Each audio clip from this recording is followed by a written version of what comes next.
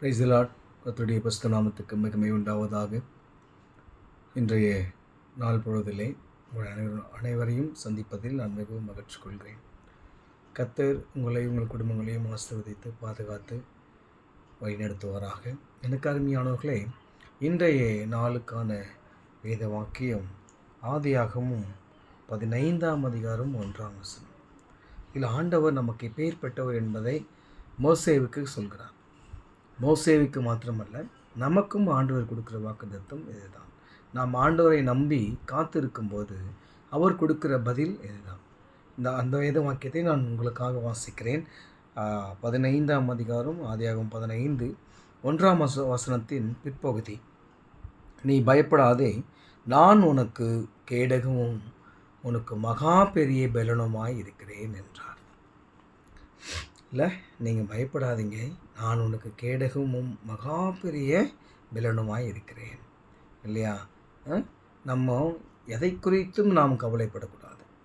எல்லாவற்றையும் நாம் அவர் மேலே விசுவாசத்தை வைத்தவர்களாய் அவரிடம் நம்முடைய ஜெப குறிப்புகளை, நம்முடைய வேண்டுதல்களை, நம்முடைய தேவைகளை, நம்முடைய இன்னல்களை, துன்பங்களை எல்லாம் அவருடைய சமூகத்தில், அவருடைய பாதப்படியில் நாம் வைக்கும்போது கர்த்தர் நம்மை நோக்கி சொல்கிறதான ஒரு வேத வாக்கியம், நீங்கள் பயப்படாதிருங்கள் என்று சொன்னால், நான் உங்களுக்கு கேடகமும் மகா பெரிய பெலனுமாய் இருக்கிறேன். அதாவது எதிரிகள் உங்களை கட்சிக்கிற சிங்கம் போல சூழ்ந்து கொண்டாலும், தானியேலை எப்படி சிங்கங்களின் வாய்களை அடைத்து உயிரோடு எழுப்பின தேவன் நம்முடைய இன்னல்களை எல்லாம் அப்படி தான் என்ன பண்ண போகிறாரு, கற்றி நம்மை என்ன பண்ண போகிறாரு, ஒரு ஆரோக்கியம் உள்ள மகளாக அவர் எழுப்பி பிரகாசிக்க செய்ய போகிறார்.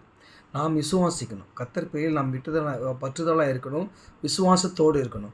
எப்போதும் கர்த்தருடைய சமூகத்தை விட்டு வழிவிலகி போகாதபடிக்கு நம்மை காத்து கொள்ளும்போது, நாம் அவருடைய சமூகத்தில் உண்மையாய் அவருக்காக நாம் நம்மை அர்ப்பணிக்கும் போது கர்த்தர் நமக்கு மிக பெரிய மகா பெரிய பலனமாய், பயப்படாது இருக்கும்படியான கேடகமாய் நம்மை சுற்றிலும் எப்பேற்பட்ட இன்னல்கள் வந்தாலும் சரி, சோதனைகள் வந்தாலும் சரி, அவர் ஒரு கேடகமாக இருந்து அவை எல்லாவற்றிலும் நம்மை விடுவித்து நம்மளை வழிநடத்த வல்லவராக இருக்கிறார். விசுவாசிங்க, கர்த்தர் உங்கள் வாழ்க்கையில் பெரிய காரியங்களை செய்து உங்களை ஆசீர்வதித்து காக்க கடவுள். ஆமென்.